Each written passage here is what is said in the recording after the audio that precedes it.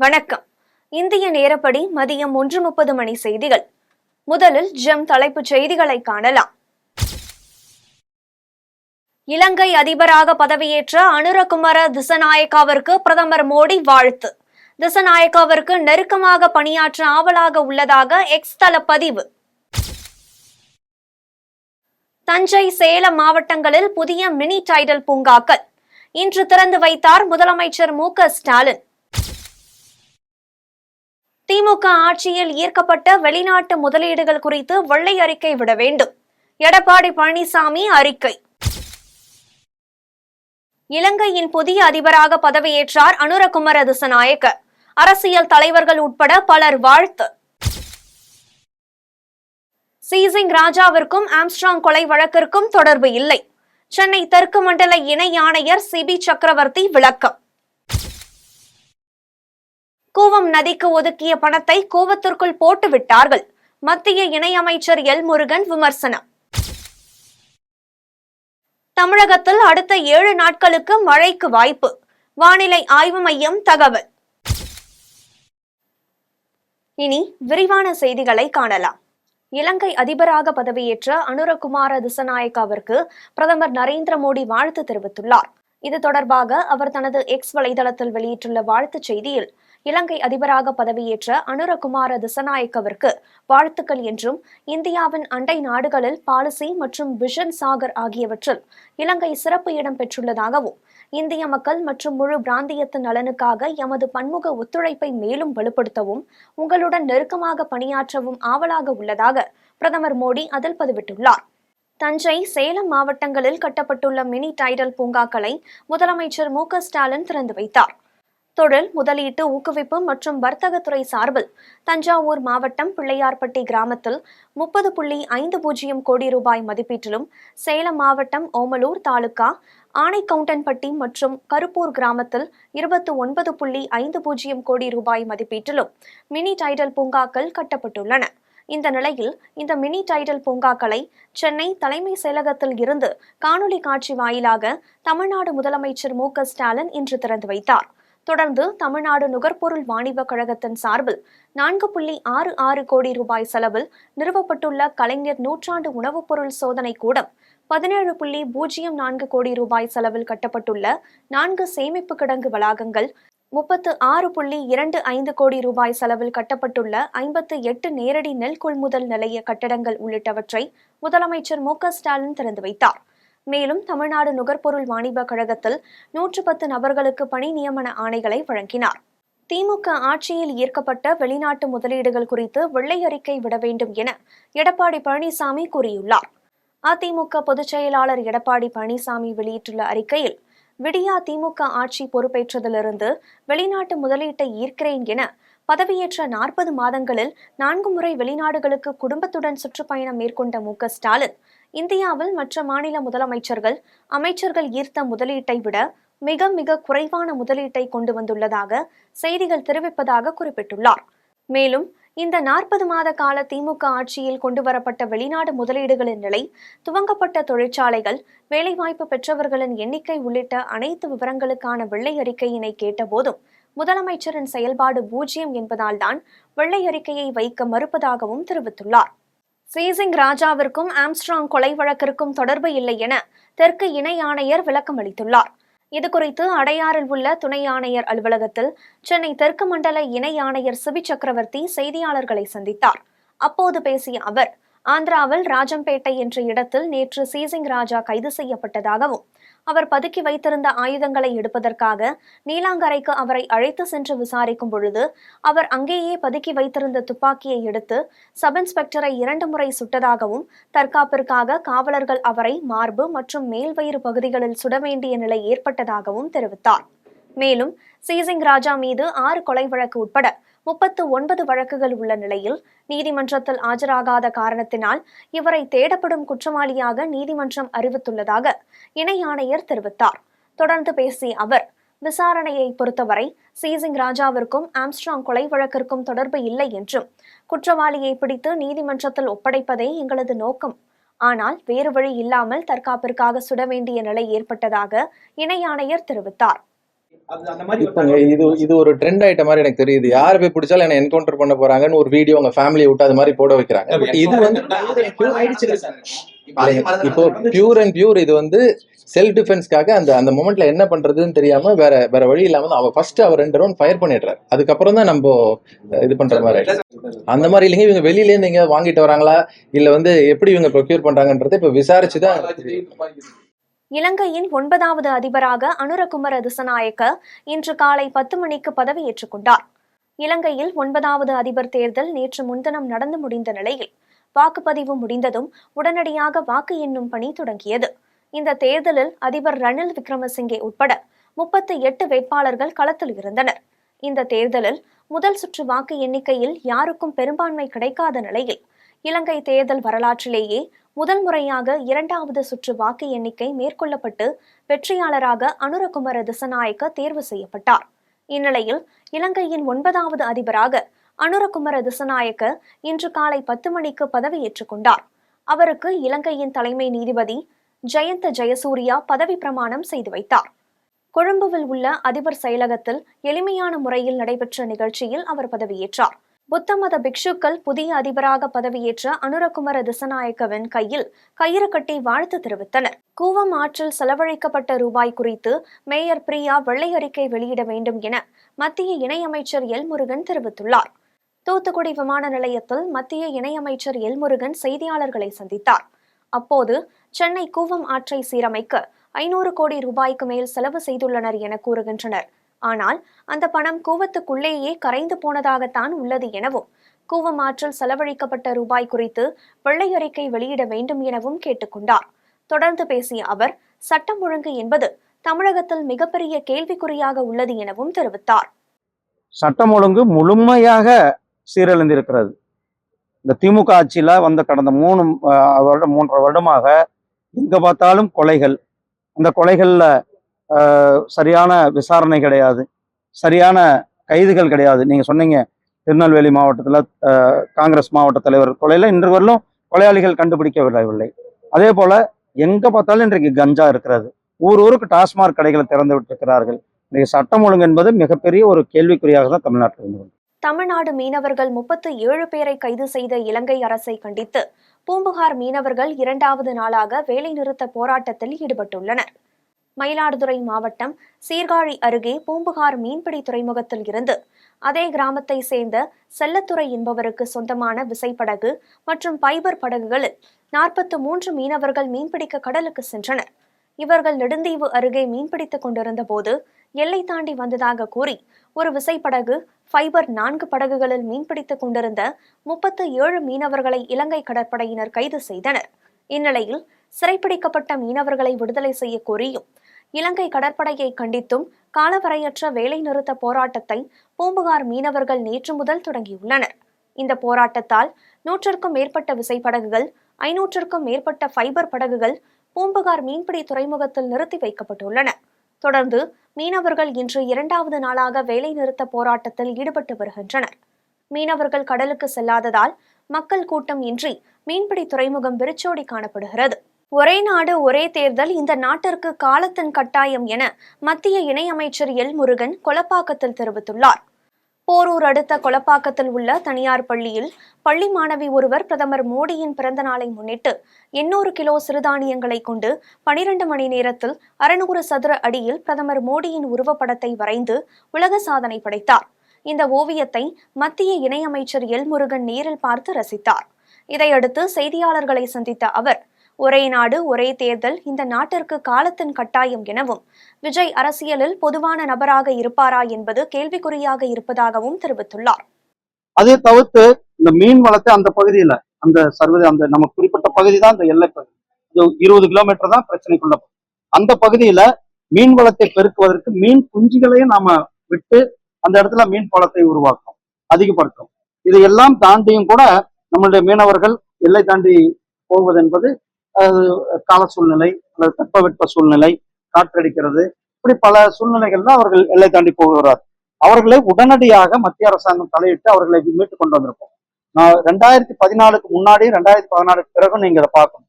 2014க்கு முன்னாடி தினந்தோறும் துப்பாக்கி சூடு சம்பவங்கள், மீனவர்கள உயிரிழப்பு நடந்து கொண்டிருந்தது. ஆனால் நம்முடைய மாண்புமிகு பிரதமர் திரு நரேந்திர மோடிஜி அவர்கள் வந்த பிறகு ஒரு துப்பாக்கிச்சூடு சம்பவம் கூட இல்லை என்பதை நாம் மீனவர்களை உடனடியாக நாம் மீட்டு கொண்டு வந்துடுறோம். எத்தனை வாட்டி அவர்கள் கைது செய்யணும், உடனடியாக நாம தலையிட்டு அவர்களை மீட்டு கொண்டு வர்றோம். அங்கேயும் அவர்களுடைய, ஏன்னா இது வெளிநாட்டினுடைய விவகாரம், அந்த நாட்டுல அவர்கள் சட்டத்தை மாற்றி இருக்கிறார்கள். அதனால அந்த படகுகளை அவர்கள் கைப்பற்றுகிறார்கள். அதுல நாம் சட்ட ரீதியாக போராடி சட்ட உதவி நம் இந்திய எம்பசியின் மூலியமாக, வெளியுறவுத்துறை மூலியமாக அவர்களுக்கு சட்ட உதவி எல்லாம் கொடுத்து அவர்களை மீட்டு கொண்டு வந்து கொண்டிருக்கிறோம். செஞ்சியில் நான் முதல்வன் திட்ட மாணவர்களுக்கு வழிகாட்டி நிகழ்ச்சியை அமைச்சர் செஞ்சி மஸ்தான் தொடங்கி வைத்தார். விழுப்புரம் மாவட்டத்தில் உள்ள தனியார் கல்லூரியில் நான் முதல்வன் திட்டத்தின் கீழ் 12ஆம் வகுப்பு தேர்ச்சி பெற்று கல்லூரியில் சேராமல் உள்ள மாணவர்களுக்காக உயர்வுக்கு படி என்ற வழிகாட்டல் நிகழ்ச்சி நடைபெற்றது. விழுப்புரம் மாவட்ட கூடுதல் ஆட்சியர் ஸ்ருதன் ஜெய் நாராயணன் தலைமையில் நடைபெற்ற இந்நிகழ்ச்சியில் சிறுபான்மையினர் நலன் மற்றும் வெளிநாடு வாழ் தமிழர்கள் நலத்துறை அமைச்சர் செஞ்சி மஸ்தான் கலந்து கொண்டு நான் முதல்வன் திட்ட மாணவர்களுக்கு வழிகாட்டும் நிகழ்ச்சியை தொடக்கி வைத்து மாணவர்களுக்கு கல்லூரியில் சேர்வதற்கான உத்தரவினை வழங்கினார். நிகழ்ச்சியில் ஆரணி MP தரணிவேந்தன், மாவட்ட திறன் மேம்பாட்டு உதவி இயக்குநர் சிவநடராஜன், மாவட்ட முதன்மை கல்வி அலுவலர் அறிவழகன் உட்பட பலர் கலந்து கொண்டனர். திமுக கட்சியை சேர்ந்த நிர்வாகிகள் மீது புகார் எழும் பட்சத்தில் அவர்களை உடனடியாக நீக்கம் செய்வதாக அமைச்சர் துரைமுருகன் தெரிவித்துள்ளார். ராணிப்பேட்டை மாவட்டம் காட்பாடி தொகுதிக்குட்பட்ட வாலாஜாபேட்டை மேற்கு ஒன்றிய கழகத்தின் சார்பாக அக்ராவரம் பகுதியில் அமைந்துள்ள தனியார் திருமண மண்டபத்தில் பொது உறுப்பினர்கள் கூட்டம் மேற்கு ஒன்றிய கழக செயலாளர் முருகன் தலைமையில் நடைபெற்றது. கூட்டத்திற்கு தமிழக நீர்வளத்துறை அமைச்சரும் திமுக கழக பொதுச் செயலாளருமான துரைமுருகன் சிறப்பு விருந்தினராக கலந்து கொண்டு சிறப்புரையாற்றினார். அப்போது ராணிப்பேட்டை தொகுதி மக்களுக்கு உயிருள்ளவரை நன்றி கடன் பட்டவனாக இருப்பதாக கூறிய அவர், திமுக கட்சியை சேர்ந்த நிர்வாகிகள் மீது புகார் எழும் பட்சத்தில் அவர்களை உடனடியாக நீக்கம் செய்வதாகவும் தெரிவித்தார். 1949 கட்சி ஆரம்பித்த போது அண்ணா பொதுச் செயலாளர், 2வது முறை நாவலர் பொதுச் செயலாளர். அந்த நாவலை தான் அண்ணா அவர்கள், தம்பி வா, தலைமை தாங்க வா, ஒரு ஆணைக்கு கட்டுப்படுகிறோம் என்று மகத்தான ஜனநாயக தத்துவத்தை சொல்லி காட்டினார். பிறகு மறுபடியும் அண்ணா பொதுச் செயலாளர், பிறகு மறுபடியும் நாவலர் பொதுச் செயலாளர். ஆக 2 முறை அண்ணா பொதுச் செயலாளர், 2 முறை நாவலர் பொதுச் செயலாளர். பிறகு கட்சி மாறியதான் நம்முடைய பேராசிரியர் 2 முறை பொதுச் செயலாளர். ஆக அண்ணா, நாவலர், பேராசிரியர், இந்த 3 பேரும் நம்முடைய தலைவர்கள். அந்த மாபெரும் தலைவர்கள் உட்கார்ந்த இடத்திலே பொதுச் செயலாளர்கள் உட்கார்ந்து. கன்னியாகுமரியில் குடும்ப தகராறில் கணவன் மனைவியை கழுத்தறுத்து கொலை செய்த சம்பவம் பரபரப்பை ஏற்படுத்தியுள்ளது. கன்னியாகுமரி மாவட்டம் பூதப்பாண்டி அருகே சீதப்பால் பகுதியில் ஷிபா என்பவரின் தந்தை சாம் அலெக்சாண்டர் மற்றும் தாயார் ரோஸ்லன் புளோரா ஆகிய இருவரும் கடந்த 6 மாதத்திற்கு முன்னர் குடிவந்துள்ளனர். இந்நிலையில் கணவன் மனைவி இடையே ஏற்பட்ட தகராறில் சாம் அலெக்சாண்டர் தனது மனைவி ரோஸ்லன் புளோராவை குடிபோதையில் சுத்தியலால் தலையில் தாக்கி கத்தியால் நெற்றியில் குத்தியதுடன் கழுத்தை அறுத்து கொலை செய்துள்ளார். இதையடுத்து அலெக்சாண்டரை கைது செய்த ஆரல்வாய்மொழி போலீசார் உயிரிழந்தவரின் உடலை ஆசாரிப்பள்ளம் அரசு மருத்துவமனைக்கு அனுப்பி வைத்தனர். மேலும் இந்த சம்பவம் குறித்து தீவிர விசாரணை மேற்கொண்டு வருகின்றனர். கொளத்தூரில் கள்ளக்காதல் விவகாரத்தில் மனைவியை வெட்டி கொலை செய்த நபரை காவல்துறையினர் கைது செய்தனர். சேலம் மாவட்டம் மேட்டூர் அருகேயுள்ள கொளத்தூர் காவேரிபுரத்தை சேர்ந்த கவிதா என்பவர் 2 முறை திருமணமாகி விவாகரத்து பெற்ற நிலையில் 3வதாக அருணாச்சலம் என்பவரை திருமணம் செய்துள்ளார். இந்நிலையில் கவிதா வேறொருவருடன் கள்ள தொடர்பில் இருந்ததாக தெரிகிறது. இதனால் ஆத்திரமடைந்த அருணாச்சலம் கொளத்தூர் சிவசக்தி நகர் பகுதியில் சாலையில் சென்று கொண்டிருந்த கவிதாவை அரிவாளால் சரமாரியாக வெட்டியதில் கவிதா சம்பவ இடத்திலேயே உயிரிழந்தார். தகவல் அறிந்து சம்பவ இடத்திற்கு வந்த கொளத்தூர் காவல்துறையினர் சடலத்தை கைப்பற்றி பிரேத பரிசோதனைக்காக மேட்டூர் அரசு மருத்துவமனைக்கு அனுப்பி வைத்தனர். இதையடுத்து தீவிர விசாரணையில் ஈடுபட்ட காவல்துறையினர் கொலை நடந்த 24 மணி நேரத்திற்குள் தலைமறைவாகி இருந்த குற்றவாளியான அருணாச்சலத்தை கைது செய்து நீதிமன்ற நடுவரிடம் ஆஜர்படுத்தி சேலம் மத்திய சிறையில் அடைத்தனர். தேனி அரசு மருத்துவமனையில் சிகிச்சை பலனின்றி கர்ப்பிணி பெண் உயிரிழந்த சம்பவம் குறித்து தமிழக அரசு நடவடிக்கை எடுக்க வேண்டும் என பெண்ணின் உறவினர்கள் கோரிக்கை விடுத்துள்ளனர். தேனி மாவட்டம் ஆண்டிப்பட்டி அருகேயுள்ள நடுக்கோட்டை கிராமத்தை சேர்ந்த பாண்டி என்பவரது மனைவி ஜெயப்பிரியா இரண்டாவது பிரசவத்திற்காக பெரியகுளம் அரசு மருத்துவமனையில் அனுமதிக்கப்பட்டுள்ளார். அப்போது அறுவை சிகிச்சை மூலம் ஆண் குழந்தை பிறந்து குடும்ப கட்டுப்பாடு அறுவை சிகிச்சையும் செய்யப்பட்ட நிலையில் இரத்த கசிவு ஏற்பட்டதால் தேனி அரசு மருத்துவமனையில் மேல் சிகிச்சைக்காக அனுமதிக்கப்பட்டார். இந்நிலையில் ஜெயப்பிரியா சிகிச்சை பலனின்றி உயிரிழந்த நிலையில் மருத்துவர்களின் அலட்சியத்தால் கர்ப்பிணி பெண் உயிரிழந்ததாக கூறி உறவினர்கள் போராட்டத்தில் ஈடுபட்டனர். மேலும் இதுகுறித்து இறந்த பெண்ணின் உறவினர்கள் தேனி மாவட்ட ஆட்சியரிடம் புகார் அளித்தும் 1 மாதம் ஆகியும் தற்போது வரை உடற்கூறாய்வறிக்கை கூட வழங்காமல் தங்களை அலைக்கழிப்பதாகவும் இதற்கு தமிழக அரசு நடவடிக்கை எடுக்க வேண்டும் எனவும் உயிரிழந்த பெண்ணின் உறவினர்கள் கோரிக்கை விடுத்துள்ளனர். உசிலம்பட்டி அருகே 22 கிலோ கஞ்சா பதுக்கி வைத்திருந்த வழக்கில் குற்றவாளிக்கு 10 ஆண்டு சிறை தண்டனையும் 1 லட்சம் அபராதமும் விதிக்கப்பட்டது. மதுரை மாவட்டம் உசிலம்பட்டி அருகே சின்ன குரவடியை சேர்ந்த சக்தி என்ற கூலி தொழிலாளி அவரது வீட்டில் சட்டவிரோதமாக விற்பனை செய்ய கஞ்சா பதுக்கி வைத்திருப்பதாக போலீசாருக்கு ரகசிய தகவல் கிடைத்தது. தகவலின் அடிப்படையில் போலீசார் மேற்கொண்ட சோதனையில் சக்தியின் வீட்டில் விற்பனைக்காக 22 கிலோ கஞ்சா பதுக்கி வைத்திருந்தது கண்டறியப்பட்டது. தொடர்ந்து கஞ்சாவை பறிமுதல் செய்த போலீசார் சக்தியை கைது செய்து சிறையில் அடைத்தனர். இந்த வழக்கு மதுரை மாவட்ட போதைப்பொருள் தடுப்பு நுண்ணறிவு சிறப்பு நீதிமன்றத்தில் விசாரணைக்கு வந்த நிலையில் குற்றவாளிக்கு 10 ஆண்டுகள் சிறை தண்டனையும் 1 லட்சம் ரூபாய் அபராதமும் நீதிபதி அள்ளி தீர்ப்பளித்தார். விருதாச்சலத்தில் கஞ்சா விற்பனை செய்து கைதானவர்களின் இல்லத்தில் காவல்துறையினர் அதிரடி சோதனையில் ஈடுபட்டனர். கடலூர் மாவட்ட காவல் ஆய்வாளர் முருகேசன் தலைமையில் விருதாச்சலம் மற்றும் அதன் சுற்றுவட்டார பகுதிகளில் கஞ்சா விவகாரத்தில் வழக்கு பதிவு செய்து கைதான நபர்களின் இல்லத்தில் விருதாச்சலம் காவல்துறையினர் 6 குழுக்களாக பிரிந்து அதிரடி சோதனையில் ஈடுபட்டனர். இதில் மொத்தம் 94 பேர் உள்ள நிலையில் 2 பேர் இறந்ததாகவும் மீதமுள்ள நபர்களின் இல்லத்தில் குழுக்களாக பிரிக்கப்பட்ட காவல்துறையினர் சோதனை செய்ய போவதாகவும் இதுவரையில் 34 இடங்களில் சோதனை செய்துள்ளதாகவும் காவல்துறையினர் தெரிவித்துள்ளனர். மேலும் இந்த நபர்கள் மீண்டும் கஞ்சா விற்பனை செய்வது கண்டுபிடிக்கப்பட்டால் குண்டர் தடுப்பு சட்டம் பாயும் எனவும் எச்சரிக்கை விடுத்தனர். விழுப்புரம் தனியார் பள்ளியில் இடைவிடாமல் சிலம்பம் சுழற்றி நோபல் உலக சாதனை படைத்த சிறார்களுக்கு பரிசளிப்பு விழா நடைபெற்றது. விழுப்புரம் மாவட்டத்தில் உள்ள தனியார் பள்ளியில் தனியார் சிலம்பம் கராத்தே அறக்கட்டளை மற்றும் விழுப்புரம் ரோட்டரி சங்கம் சார்பாக சிலம்பத்தில் நோபல் உலக சாதனை படைக்கும் நிகழ்ச்சி நடைபெற்றது. நிகழ்ச்சியில் விழுப்புரம் மாவட்டத்தை சேர்ந்த 6 வயதுடைய மகிழினி, ஜஸ்ரிதா, கவினா என்ற 3 சிறுமிகள் 1 மணி நேரம் 15 நிமிடம் இடைவிடாமல் கண்களை கட்டிக்கொண்டு சிலம்பம் சுழற்றி நோபல் உலக சாதனை புத்தகத்தில் இடம்பெற்றனர். இதனை நோபல் உலக சாதனை அமைப்பினர் ஆய்வு செய்ததை அடுத்து நோபல் உலக சாதனை படைத்த சிறார்களுக்கு பரிசளிப்பு விழா நடைபெற்றது. நிகழ்ச்சியில் மாவட்ட விளையாட்டு அலுவலர் ஜெயக்குமாரி சான்றிதழ் வழங்கி சாதனையாளர்களை பாராட்டினார். இதில் நோபல் உலக சாதனை அமைப்பாளர் வினோத் மற்றும் ரோட்டரி சங்க உறுப்பினர்கள் பயிற்சியாளர் கலைவளர்மணி, அன்பரசி, சிறுமிகளின் பெற்றோர்கள் உள்ளிட்டோர் உடனிருந்தனர். தமிழகத்தின் பல்வேறு பகுதிகளில் நடைபெற்ற நிகழ்வுகளை ஒரு சிறிய தொகுப்பாக காணலாம். தூத்துக்குடி மாவட்டம் திருச்செந்தூர் அருகேயுள்ள ஆறுமுகநேரியில் திமுகவின் ஆறுமுகநேரி காணம் பேரூர் கழக பொது உறுப்பினர் கூட்டம் நடைபெற்றது. இதில் அமைச்சர் அனிதா ராதாகிருஷ்ணன் கலந்து கொண்டு பேசினார். அப்போது தமிழகத்தில் புதிதாக எந்த அரசியல் கட்சி வந்தாலும் திமுகவை அசைத்து பார்க்க எந்த கொம்பனாலும் முடியாது என நடிகர் விஜய்க்கு சவால் விட்டு பேசிய சம்பவம் பரபரப்பை ஏற்படுத்தியுள்ளது. சென்னை அடுத்த அகரம்தென் ஊராட்சியில் அகரம்தென் மூத்த கழக அவை தலைவரும் ஊராட்சி பணியாளருமான ஆசிர்வாதம் 25 ஆண்டு காலம் சிறப்பாக பணியாற்றியதை தொடர்ந்து பணி நிறைவு விழா நடைபெற்றது. விழாவில் ஆசிர்வாதத்திற்கு ஊராட்சி மன்ற தலைவர் ஜெகதீஸ்வரன் 2 லட்சம் ரூபாய் வழங்கினார். இதில் சிறப்பு அழைப்பாளராக மூவரசம்பட்டு ஊராட்சி மன்ற தலைவர் ரவி, ஒன்றிய பெருந்தலைவர் சங்கீதா பாரதிதாசன், ஒன்றிய துணை பெருந்தலைவர் பிரசாத் மற்றும் கட்சி நிர்வாகிகள் பலர் கலந்து கொண்டனர். விழுப்புரம் மாவட்டம் செஞ்சி பேரூராட்சி பெரியபள்ளி வாசலில் சிறுபான்மையினர் நலத்துறை சார்பில் தமிழ்நாடு வக்பு வாரியத்தில் உள்ள 14 வக்பு நிறுவனங்களுக்கு 2வது தவணை தொகையாக ரூபாய் 33 லட்சத்திற்கான காசோலையினை அமைச்சர் செஞ்சி மஸ்தான் வழங்கினார். நிகழ்ச்சியில் செஞ்சி ஒன்றிய பெருந்தலைவர் விஜயகுமார், செஞ்சி ஜமாத் தலைவர் சையத் மஜித் பாபு, கவுன்சிலர் நூர்ஜஹான் ஜாபர் உட்பட பலர் கலந்து கொண்டனர். புதுச்சேரியில் தனியார் அறக்கட்டளை சார்பில் நடைபெற்ற இலவச மருத்துவ முகாமில் சிறப்பு விருந்தினராக அறக்கட்டளையின் நிறுவன தலைவர் செந்தில் கலந்து கொண்டு முகாமை தொடங்கி வைத்தார். இதில் இரத்த அழுத்தம், இரத்தத்தின் சர்க்கரை அளவு, கண் சம்பந்தப்பட்ட நோய்களுக்கு ஆலோசனைகளும் சிகிச்சையும் அளிக்கப்பட்டது.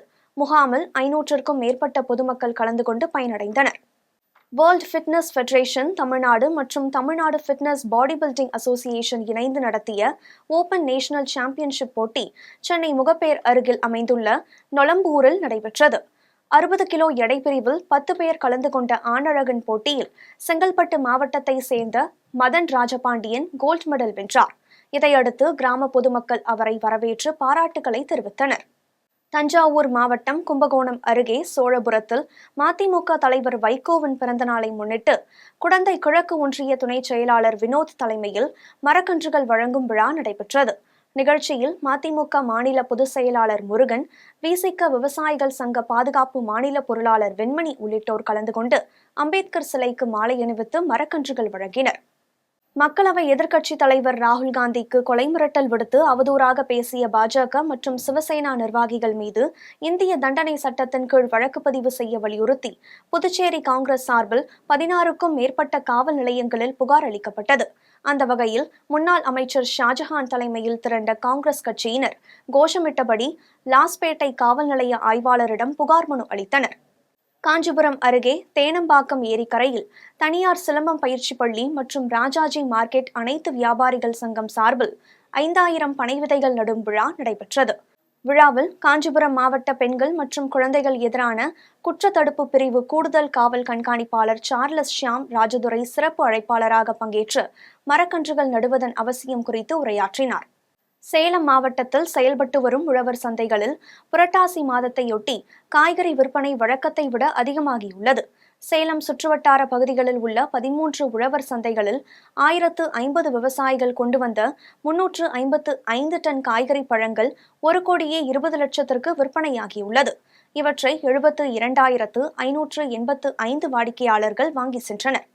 திருவாரூர் மாவட்டம் திருத்துறைப்பூண்டி தனியார் அரங்கில் விடுதலை சிறுத்தை கட்சியின் சட்டமன்ற தொகுதி மகளிர் மாநாட்டிற்கான ஆலோசனைக் கூட்டம் திருத்துறைப்பூண்டி சட்டமன்ற தொகுதி செயலாளர் ஆசு பிரகாஷ் தலைமையில் நடைபெற்றது. மாநில மகளிர் அணி மாநில துணை செயலாளர் சிறப்பு அழைப்பாளராக கலந்து கொண்ட இக்கூட்டத்தில் பல்வேறு முக்கிய தீர்மானங்கள் நிறைவேற்றப்பட்டது. இதில் கட்சியின் மாவட்ட துணை செயலாளர் முல்லை வளவன், மாநில நில உரிமை மீட்பு பொறுப்பாளர் பூமிநாதன் உட்பட பலர் கலந்து கொண்டனர். சிவகங்கை மாவட்டம் மானாமதுரை அருகே திருப்பாச்சேத்தியில் சுங்கச்சாவடி அமைத்து ஃபாஸ்டாக் மூலமாக பணம் வசூலிக்கப்படுகிறது. இந்த சுங்கச்சாவடி மூட வேண்டும் என்றும் ஜிஎஸ்டி நிலுவைத் தொகையை தமிழக அரசிற்கு வழங்க வேண்டும் என்று கோரி SDBI கட்சியினர் சுமார் 60க்கும் மேற்பட்டோர் திருப்பாச்சேத்தி விளக்கிலிருந்து டோல்கேட் வரை ஊர்வலமாக சென்று ஆர்ப்பாட்டத்தில் ஈடுபட்டனர். தகவல் அறிந்து வந்த போலீசார் ஆர்ப்பாட்டத்தில் ஈடுபட்ட அனைவரையும் கைது செய்தனர். தஞ்சாவூர் மாவட்டம் கும்பகோணத்தில் அகில பாரத இந்திய மகாசபா பாதுகாப்பு கோரிக்கை முழக்க மாநாடு மாநில தலைவர் ராம நிரஞ்சன் தலைமையில் நடைபெற்றது. நிகழ்ச்சியில் சிறப்பு விருந்தினர்களாக மாநில தலைவர் பாலசுப்ரமணியன், இயக்குனர் மோகன் உள்ளிட்டோர் கலந்து கொண்டு கோரிக்கையை பற்றி சிறப்புரையாற்றினர். திருப்பதி லட்டு பத்தி ட்வீட் போட்டிருந்தேங்க சார். அது ஆய்வறிக்கை அதுல கலப்படம் இருக்குன்றத நிரூபிச்சிருக்காங்க. என்னன்னா தகவல் என்ன சொல்றாங்கன்னா, பாமாயில்ல நெய்யில செய்ய வேண்டியதை பாமாயில்ல வெள்ளை குறைவா செய்யணும்னு லட்டு தயாரிச்சிருக்காங்க. அந்த பாமாயில் மட்டும் இருந்தா எங்க மாட்டிக்குவோமோன்னு அதுல இந்த மாதிரி கொழுப்புக்கான ரசாயனங்களை சேர்த்திருக்காங்கன்றது ஆய்வறிக்கையில நிரூபணம் ஆயிருக்கு. அதை செஞ்சவங்களை அதுக்கு உட்பட்ட அத்தனை பேரையும் கடுமையா தண்டிச்சு திருப்பதி அந்த டைம்ல திருப்பதி தேவஸ்தானம் போர்டே கலைச்சிடணும். அதுல இருந்த ஒருத்தரையும் திரும்ப அதை நியமிக்கக்கூடாது. அனைத்து மாநிலங்களிலும், ஏன்னா திருப்பதின்றது வெறும் ஆந்திராவுக்கு மொத்தமான கோயிலா இல்லை, அது உலகம் முழுக்க இருக்க இந்துக்களுக்கான ஒரு கோயிலா இருக்கிறதால இந்தியா முழுக்க இருக்க குறிப்பிட்ட ஒரு 10 மாநிலங்கள்ல உறுப்பினர்களை சேர்த்து இன்னொரு புது தேவஸ்தானம் போர்டு அமைச்சு மிக பாதுகாப்பான முறையில இனிமே அந்த பிரசாதம் தயாரிக்கப்படணுன்றது அப்படிதான் என்னோட தனிப்பட்ட கருத்தா சொல்லியிருக்கேன். இங்கேயும் அதை தான் சொல்லிக்கிறேன்.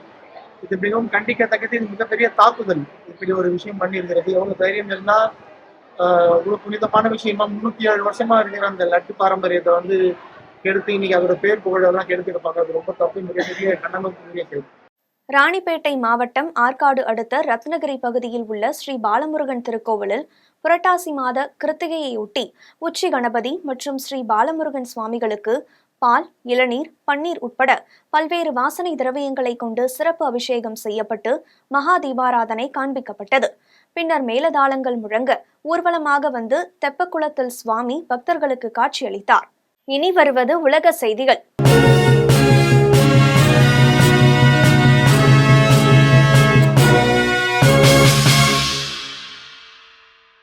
இலங்கை பிரதமர் தினேஷ் குணவர்தனே தனது பதவியை ராஜினாமா செய்துள்ளார்.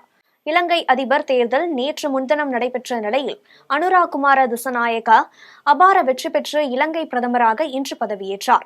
இதனிடையே 2022 ஜூலை முதல் இலங்கை பிரதமராக பணியாற்றி வந்த தினேஷ் குணவர்தனே தனது பதவியை ராஜினாமா செய்துள்ளார்.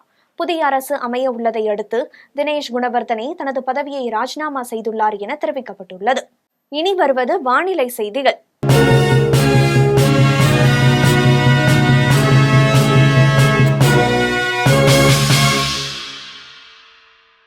தமிழகத்தில் அடுத்த 7 நாட்களுக்கு மழைக்கு வாய்ப்புள்ளதாகவும் வானிலை ஆய்வு மையம் தெரிவித்துள்ளது. மத்திய மேற்கு வங்கக்கடல் பகுதிகளில் வளிமண்டல மேலடுக்கு சுழற்சி உருவாகியுள்ளது. இதன் காரணமாக அப்பகுதியில் குறைந்த காற்றழுத்த தாழ்வு நிலையும் உருவாகும் வாய்ப்புள்ளது. இதனால் வட தமிழகம், புதுச்சேரி, காரைக்கால் பகுதிகளில் ஒரு சில இடங்களிலும், தென் தமிழகத்தில் ஓரிரு இடங்களிலும் லேசானது முதல் மிதமான மழை இடி மின்னலுடன் பெய்யக்கூடும் எனவும், சில இடங்களில் 30 முதல் 40 கிலோமீட்டர் வேகத்தில் வலுவான காற்று வீசக்கூடும் எனவும் வானிலை ஆய்வு மையம் தெரிவித்துள்ளது. மேலும் தமிழகத்தில் அடுத்த 7 நாட்களுக்கு மழைக்கு வாய்ப்புள்ளதாகவும் வானிலை ஆய்வு மையம் தெரிவித்துள்ளது. இனி வருவது தங்கம், வெள்ளி விலை மற்றும் பங்குச்சந்தை நிலவரம்.